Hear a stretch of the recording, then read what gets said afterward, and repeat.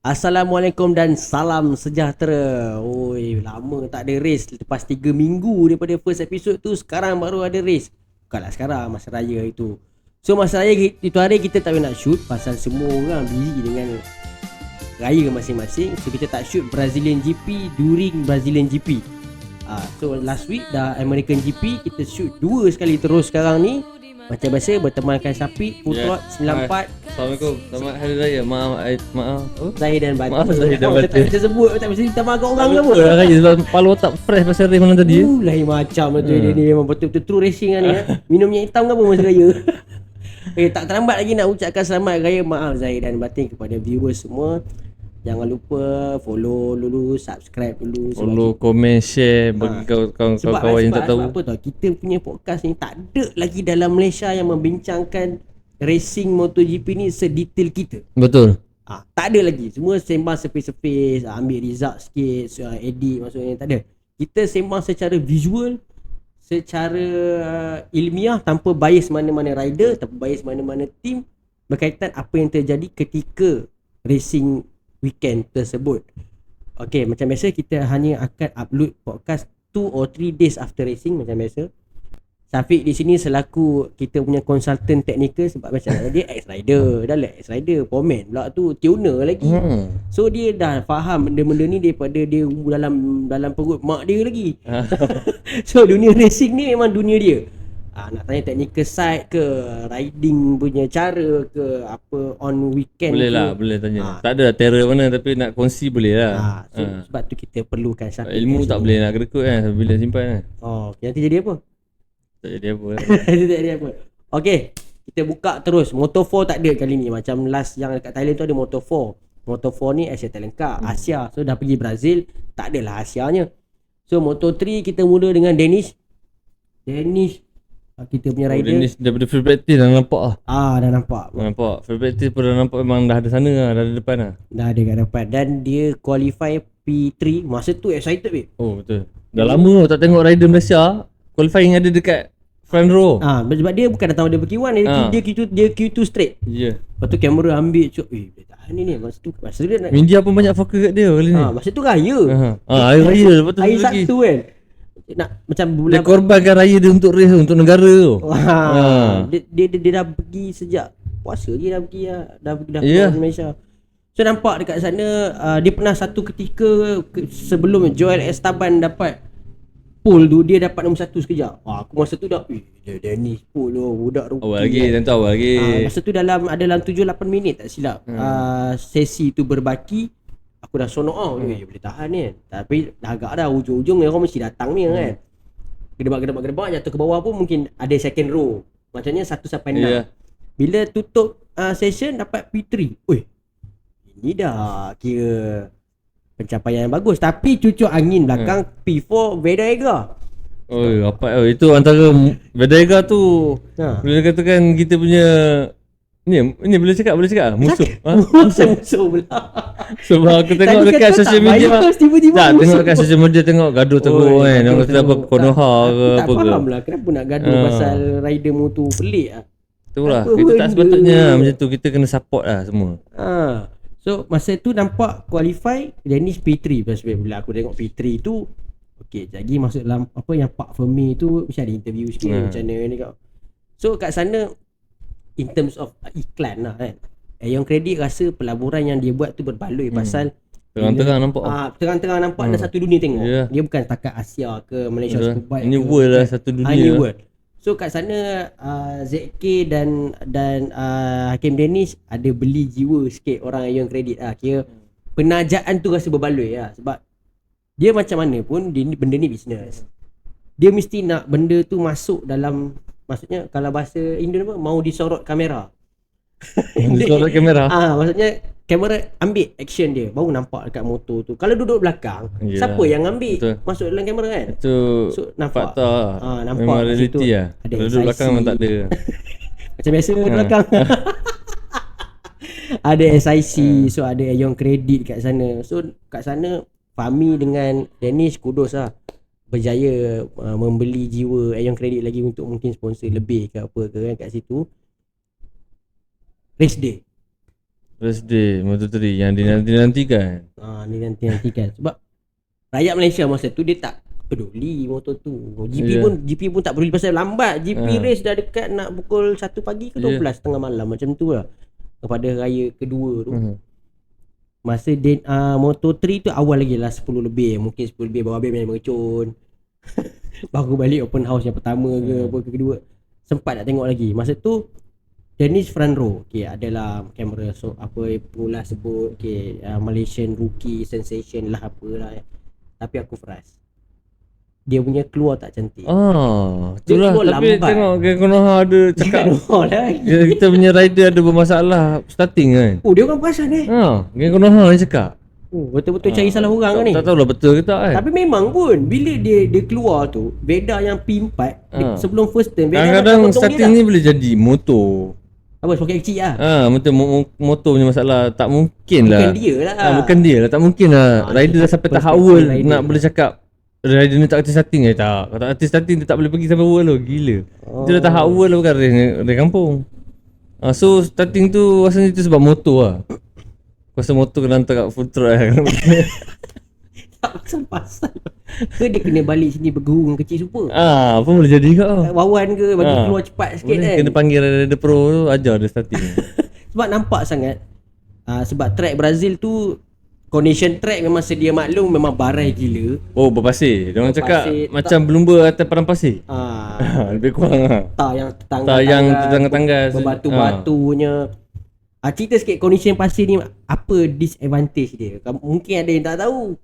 Sebab ini advantage dia untuk track yang selalu berpasir ni bukan pasir dia tar yang pecah-pecah tu lah. Track macam ni sebenarnya risiko sebab dia line dia jadi kecil tau. Kiri kanan tu akan penuh dengan pasir batu tar tu. So line ni ada satu. So kalau tengah fighting ke nanti keluar sikit dia kena pasir tu mesti jatuh tu. Track macam ni dekat Malaysia banyak. Malaysia banyak ni. So dah biasa adab lah ini hal. Biasa adab lah ini hal. Ini advantage dekat rider yang banyak main cross, banyak main slide. Sebab dia lebihkan untuk body lah. Body balance tu penting lah. Yang satu lagi kalau size tinggi pun lebih kurang agak Sebab apa? Kurang lean. Kurang lean. Lepas tu tak tahu lah dia punya dia macam main flat track je. Aku pun tak pernah bawa motor flat track kan. Gaya cakap kan. Dalam game Tapi senang nak control kalau advantage dekat rider yang tinggi. Rasa aku lah sebab betul sebab aku rasa senang. Sebab dia rasa itu perspektif rider lah. Dia lebih kan macam orang kata banyak training cross lah. Tu je tengok rider sekarang banyak training flat track. Betul kan? Nak biasakan slide. Nak biasakan body balance tu. Bila track pasir macam ni memerlukan body balance yang tinggi lah. Dah track tu dia punya overtaking hotspot dia tak banyak. Track tu pula track baru. Semua orang data zero lah. Ambil base data olah sikit. Lepas tu lining yang kecil rider kena kerja lebih lah. Kena precise tu tak? Precise maksudnya tak boleh mistake tau. Mistake sikit kena pasir. Kena pasir out. Habis. Tapi tak adalah teruk sangat pasir tu tengok. Bukan semua tempat lah kat Brazil tu. Tapi pada hari Ahad tu pagi hanya ada warm up MotoGP. Lepas tu Moto3 race. Lepas tu Moto2 race, lepas tu MotoGP. Time Moto sebab dah ada banyak kan. Pagi warm up Moto2, Moto3. Dah banyak orang pakai track tu. Kira orang dah hentam habis lah. GP punya time track dah macam ya Allah. Dalam kamera nampak, dalam TV kan aku subscribe Sport TV. Sebab ada promotion raya itu hari. Aku subscribe je pasal. Tak tengok pakai link. Tak ada. Haram tak ada tengok. Menyampah iklan banyak. Aku subscribe Sport TV. Tak apalah. Raya punya promotion RM49. Tak tahu ada lagi tak. Kalau ada korang subscribe lah. So aku tengok memang nampak. But Sport TV pun dia ada masa dia lag juga internet, pakai internet kan. Time dia pause tu, nganga dekat corner yang banyak pasir dengan batu. Aku pun tengok, race apa benda macam ni. Dah macam kampung gajah sekarang. Kampung gajah pun tak ada pasir tu. Orang clearkan dulu. Cakap ini MotoGP ke apa. Teruk sangat sebab track tu seminggu sebelum dia orang nak pergi banjir. Banjir yang betul-betul bukan takat buku lali, takat tutup memang banjir tinggi. So betul lah gambar yang dekat Facebook aku tengok ada track tu apa ke AI tu betul lah. Banjir memang banjir. So memang boleh jadi kan hari Sabtu ke hari Jumaat yang dia orang potong Dia potong jalan yang tu track tu berlubang. Betul. Dia orang potong tar tu, dia orang tanam baru kan. Ngeri tu. Tapi tak jadi big issue sangat sebab dia bukan dekat racing line. Memang dia dekat racing line. Tapi as a rider, kita mesti rasa macam ada concern sikit, macam track ni tak selamat ni. Macam mana rider rasa biasanya? Kalau selagi dia tak duduk kat dalam racing line, aku rasa okey lagi lah. Ya je lah, tak ada apa lah. Tak sakit mata sangat lah. Tak tahulah setengah rider yang mungkin sakit mata tengok kan.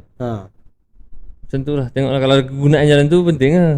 Tapi dalam track mestilah kena elok lah semua kan. Walaupun tak guna ke apa kan. Betul, line ke tak line ke mesti nak kena elok kan. Takkan tiba-tiba ada bonggol, tiba-tiba ada lubang. Bahaya benda tu kan. Ni pula sukan yang tertinggi di dunia. Betul, satu dunia tengok. Nak tengok dalam TV pun buruk pula orang tengok tiba-tiba track ada berlubang pula tengok. Orang cakap this is Brazil. Welcome to Brazil. Tu lubang tu kena tembak lah tu. Brazil kena tembak. Okay, tutup cerita hal track. Sebab track dah bagi tahu macam ni gini. Dia keluar lambat. Okay, tapi dia make up lah. First 5 lap ada dekat depan dalam top 7, top 6. And then dia start to jatuh. Dah sampai ke P10, P11 lah macam tu. Race red flag. Di mana Max Kiles pada waktu tu dah 4 second leading di depan. Race red flag. Kalau selaku rider, anda establish gap 4 second. Sakit hati lah. Betul. Tapi lepas tu aku cakap cantik. Kena start betul. Aku masa tu sebab 2/3 race distance tak habis lagi. Masa aku cakap cantik. Race restart. Walaupun ada chance lagi lah. Walaupun grid dah tukar, dia bukan dia ambil last belakang. Masa tu Dennis qualify P3, dia start balik P9. Okay, kau cantik sebab boleh main balik. Bila start tengok dia buat benda yang sama juga, keluar lambat juga. Max Kiles lari terus. Veda masa ni datang Veda. Tengok dia seorang Honda Team Asia kat depan tu. Ada beberapa Honda, ada Fernandez, Pini dengan dia, 3 je Honda. Dia datang. Kering lah, nampak dia macam gamble lah, langgar-langgar, jatuh-jatuh lah. Dia nampak lah dia tu berstrategi lah rider dia. Dia datang, lap ni dia makan seorang. Tapi cepat tau dia datang. Cepat tau. Dia buat kerja kira laju lah. Belakang dia makan seorang. Agresif lah dia. Dia agresif. Komentator pun sebut nama dia 2 kali kau. Kiranya macam dia rookie pun dia tak takut tau. Bila hantar.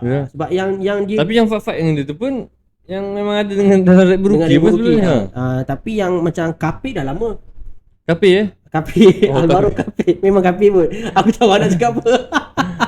Ada lagi 2-3 rider macam Pini, Fernandez. Tu dah rider lama. Dia selak selamba, dia tak peduli.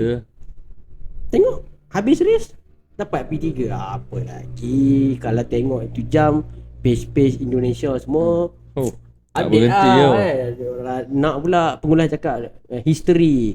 First ever Indonesian to win a podium on any class. So beda kat sana sudah up lah kan. Sampai kat situ nampaklah yang di mana Veda bukan lagi rookie yang sekadar memenuhi grid. Nampak dia dekat sana. Selalu banyak rider yang rookie kan. Rookie ni macam first year ni. Ni first year pun dah tunjuk taring lah. First year second race. Betul. First year awal tu. Second total race ada berapa? 22 race. 24 kan? 22. 24 satu. Lebih kurang 1 bulan 2 kali race lebih kurang. Purata dia. 24 race. 24 race. Race yang kedua selaku rookie dah podium. Itu something dia. Itu something tu. Berapa tahun race? Pro Am. Tak cakap. Dia cakap masuk MotoGP apa cakap masuk Pro Am lah ni. Pro Am race berapa tahun baru 2-3 kali podium. 20 tahun. 20 tahun. Baru Pro Am. Ni dunia weh. Itu. Kira dia bukan apa bahasa sekarang tak kosong. Betul kan? Bahasa sekarang dia tak kosong lah. Dia bukan biasa-biasa lah. Itu tak tahulah ayat-ayat. Apa dah? Menyala. Ontok. Apa lagi ayat belah sana? Menyala on top. So kat sana Moto3 kita boleh tutup Moto3 boleh Nak cerita Moto2 pula ni. Okey. Moto3 okey Alright. Okey. Tutup Moto3, kita pergi ke Moto2. Okey, buat Kenyanis next race nanti kita buat lagi. Buat Heres, Kenyanis strong. Lepas ni main kat Heres 3 minggu break. Bulan 4 patutnya Qatar kan. Patutnya Qatar tapi dua perang. Tak apa. Okay, pergi Moto2 daripada awal Jumaat, Sabtu, Ahad memang nampak penguasaan secara total ialah dari Holgado. CF Moto Kita menang senang. Menang senang. Walaupun hujung-hujung David Munoz mari. Okay, David Munoz. Holgado tak payah cerita lah. Memang dah macam mana cakap, memang title contender tahun ni. Holgado ni patutnya dah duduk MotoGP lah dia. Tapi yelah sebabkan rider market kacau sebab next year reset 850cc kan. Banyak rider yang habiskan kontrak sekadar nak habiskan tahun ni. Contoh aku sebut lah Moby Daily. Itu sekadar nak penuh korum macam Zako. Itu semua. Tak silap Moby Daily tahun depan ni kan. Mana? Pro Am. Pro Am lah. Apa dah aku lupa. Apa dia? Moby Daily asalnya lah last satu tahun ni. Sebab dah sebab biar partner tahun depan Aprilia tak silap. Ada juga discussion nak jadi Aprilia. Moby Daily ada lagi orang kata. Ada betul tak kan? Penaya pun nak juga Aprilia. Sebab team family kan. Dia kata team family lah. Sebab Dija orang luar, Dija bukan Rider Academy. Moby Daily Penaya orang dalam, orang dalam lah kan. Orang dalam. Tapi orang dalam tak orang dalam ceritanya sekarang ni dia tak perform. Simpan buat apa? Dija walaupun orang luar perform. Usio yang Rossi punya kawan kan. Lagi sayang Dija pada dia. Nampak sangat lah. Sebab Dija lagi perform kan. Dah melalut ni. Kita cerita Moto2 dulu. Kita Moto2 je. Atuk dia semua habis keluar tadi. David Munoz pengganti kepada ya Allah, siapa tu? Diogo Moreira dari Brazil. Diogo Moreira dah naik ke MotoGP bawa Honda. David Munoz ganti duduk dalam camp Italtrans. Seperti kita tahu Italtrans ni tim dia, rider dia semuanya bukan cekai-cekai. Dia bukan tim yang tak ada duit. Dia sanggup bayar banyak untuk mendapatkan rider yang bagus.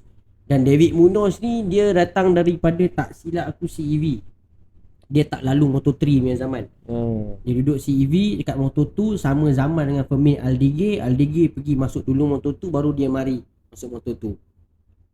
David Munoz ternyata pas 2 race ni antara yang menyengat juga selain Manuel Gonzalez. Manuel Gonzalez dah macam tahu lah, makin lama makin muda, macam makin tak pelah. Dah habis zaman lah.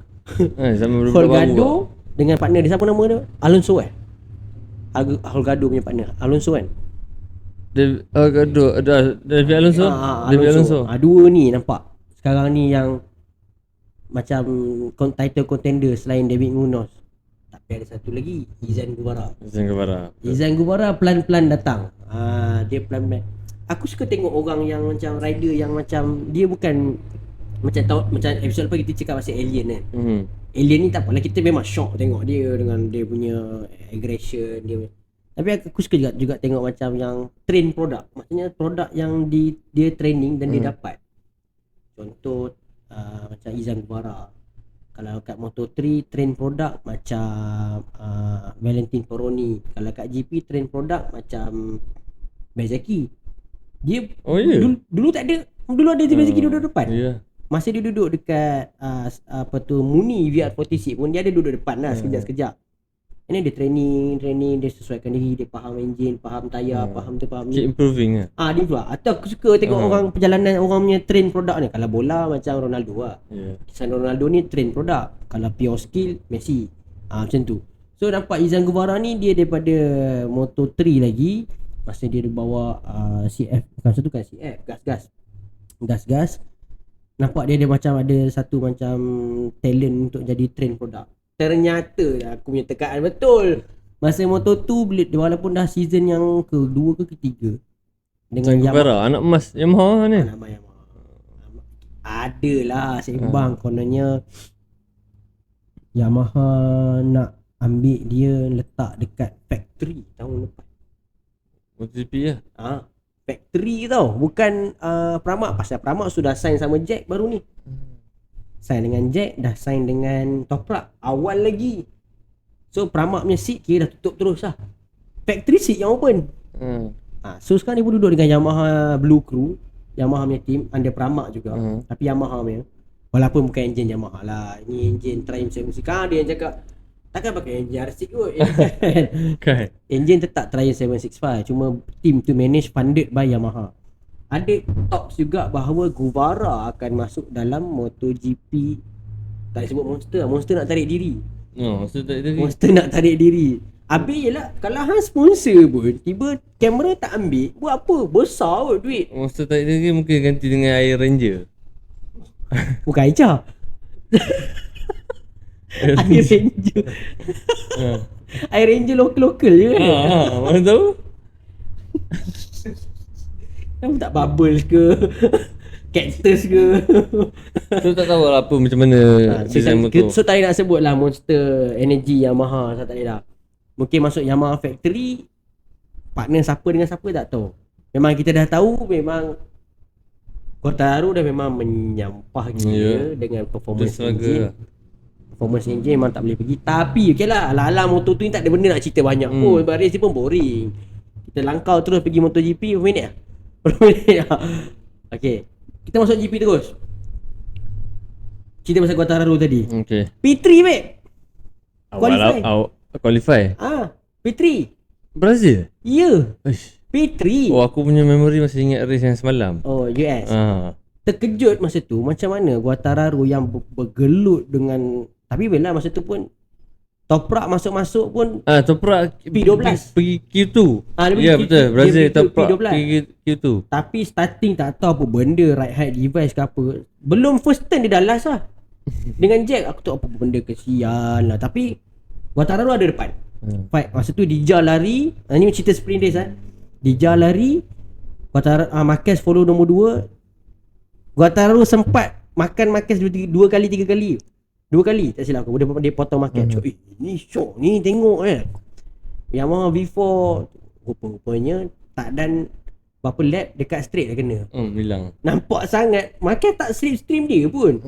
Keluar turn, ikut tepi, buat tak tahu Sebelum breaking point turn 1 dia dah macam lain spec macam spec tak sama. Tapi Quartararo memang talent. Aku talent yang boleh membuatkan dia boleh P3. Tapi nak survive the whole race, even sprint race pun dia tak boleh. Apa Yamaha apa? Grip apa tayar wheel spin dia terlampau tu. Tak boleh nak manage tu.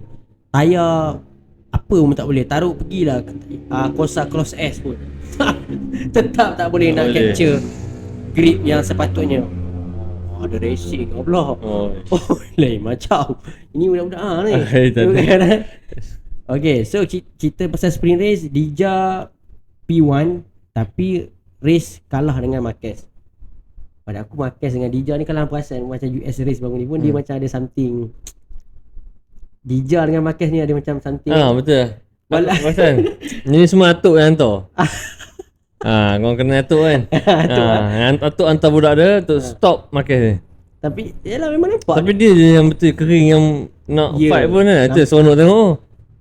Ngam pula masa dekat sprint race Brazil, Dija last lap kena dengan Marquez. Okay, habis cerita lah. Dekat final, dekat main race pun sama.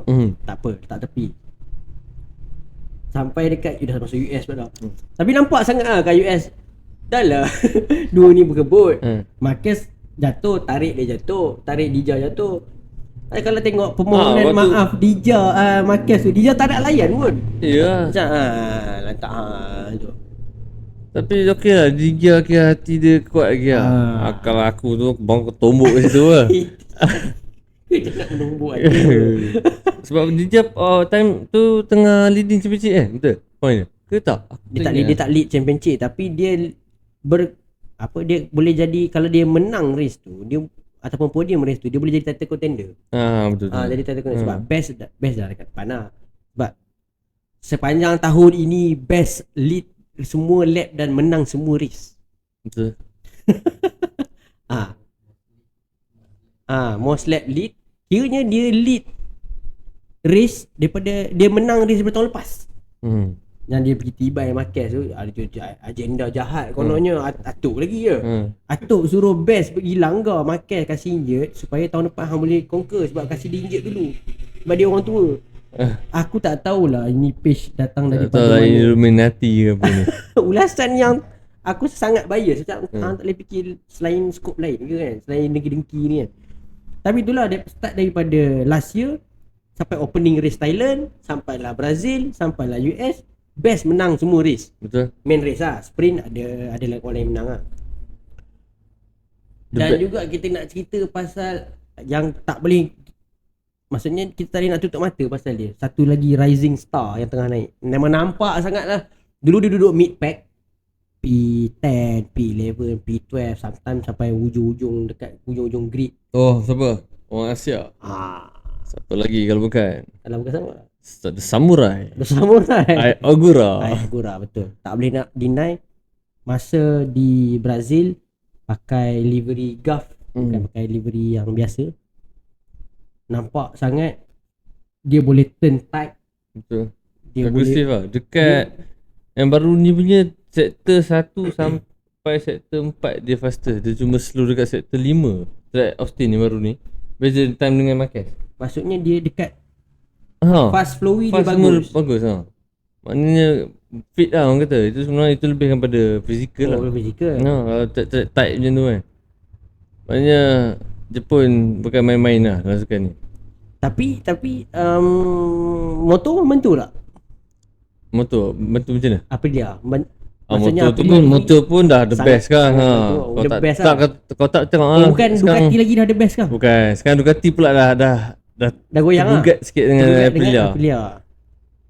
Aprilia dah advance banyak ah. Advance banyak. Tu yang membantu dia dekat Brazil dan juga US kalau tengok. Iyalah. Dan nampak sangat deposit tim satelit pun boleh datang ke depan. Ya, betul. Deposit top speed dia, apa dulu kau cakap apa dia tak laju top speed. Tengok dia makan V4 Yamaha dekat straight tu. Senang KTM pun datang sebelah, datang pedal kata. Ya, betul. Road kan. Macam mana dulu Suzuki kena potong dengan Ducati, macam tu sekarang motor lain kena dengan Aprilia. Betul. Aprilia nampak daripada dulu masa mula-mula top speed tak ada, dia orang tambah acceleration sampai wheel spin teruk sangat sampai dah tak ada grip pula dah. Itu zaman-zaman Scott Redding dulu lah. Sampai zaman Alex Espargaro dah okey sikit. Datang mari sekarang Bezzecchi, Agura, Jorge Martin pun dah start datang. Selain Agura yang kita nak sebut yang dah start nak datang main dekat top 5. Kita cerita main top 5 ni. Dah nampak dah sekarang Agura constantly ada dekat top 5. Betul.